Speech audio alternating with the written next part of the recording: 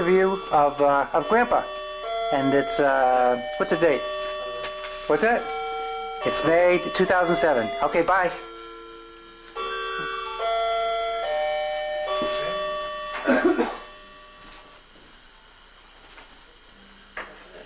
First question. That's fine.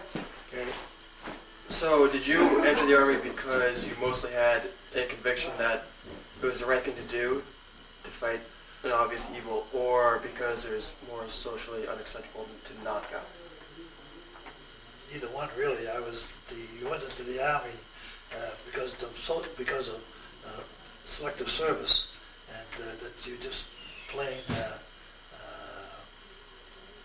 when the number was called, you went. Yeah. Yeah, there was, I don't think I had any particular.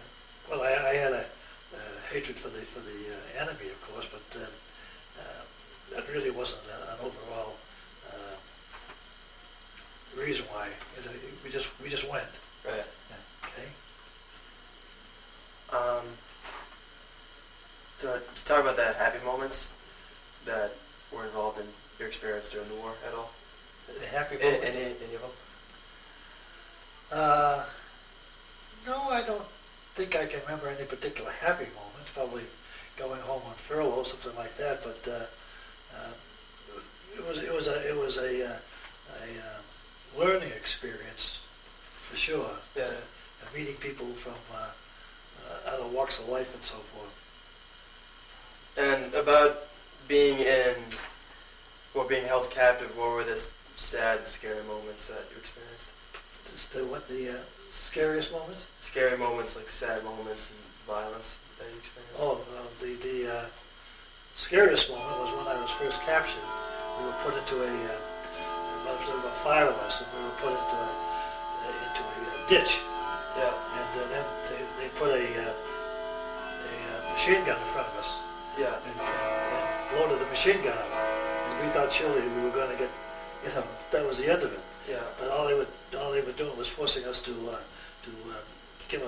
give them all of our valuables, Yeah. wallets, wristwatches, things like that. That was the scariest moment. What was the other question? Violence.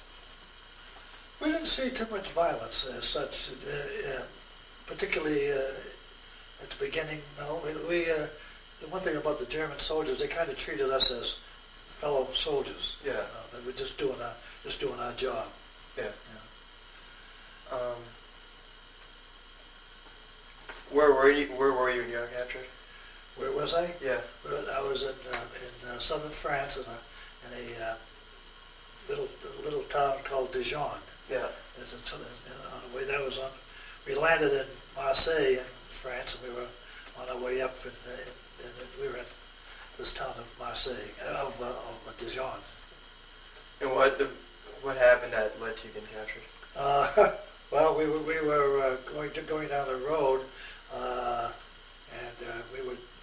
we were in a advanced reconnaissance vehicle, and we got cut off and surrounded by Germans. Yeah. And so with a tank aimed right at us, we figured there was no hope. We could keep going on.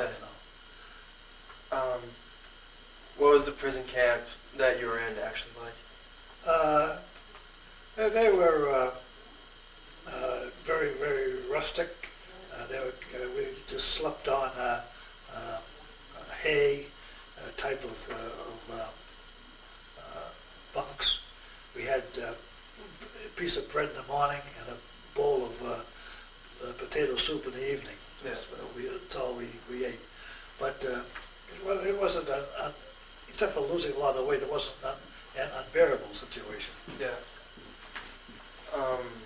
Were there any guards that were there that stood out from the others for any particular reason? No. Most of the guys were older, either very young people or very old people. Yeah. Not fit for combat, so they weren't any real threat at any time. No. What kind of friendships did you form with other people while you were in prison? I'm not. We didn't form any lasting friendships. It was kind of a case of survival, I guess. There wasn't any joy or camaraderie or things like that. No, it was just a kind of a case of survival. Yeah.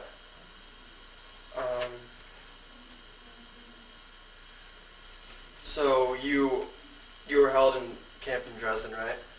Well, in a town outside of Dresden. Yeah. And you were there for the bombing of Dresden? Yes, we could see it from the sky. Yeah. Yeah. We were about maybe 20 miles away from Dresden, on a little town on the Elbe River. Yeah. Yeah. And what was that night like? The The night where it was bombed. It was just a great big row after row of bombers came over, and they just would level the city, you know.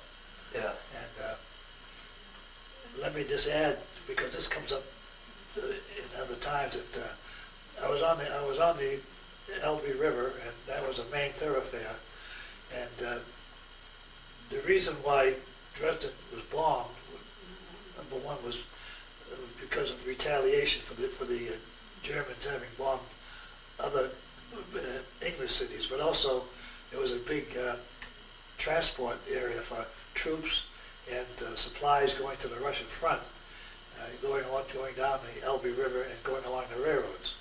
And also it was most importantly, it was an area where the Jewish people were being transferred to concentration camps in those railroad cars. What was it like when you were finally liberated? I don't really remember, because about that time I was quite weak, and we just walked away, and without any leadership or anything. The German guards all of a sudden got into civilian clothes and went away, just evaporated. I did have one interesting thing happen though. I was liberated by the Russians. Yeah. And I was walking down the street one day, and two Russian soldiers came along, and I thought they were going to shoot me, but they really wanted my shoes. Yeah. But I finally talked them into the fact that I was an American, and so they let me go. But it was a pretty scary time. Yeah. And the Russians were brutal to the German people. Yeah. Very brutal. They just raped and killed, and everything was just like animals. Yeah. Do you have any other personal experiences in general that's like on your mind from being in prisons there? No, I guess you the big thing, Max, is you develop a kind of a cold attitude. You just don't let any feeling. Try to let not any feelings come out. You just kind of exist to a great extent. And so that's about it. Yeah. Yeah. Thanks. Is that it? Yeah. Okay, Max. Yeah, how it came out. Yeah. Of course, you got to turn it off. Yeah.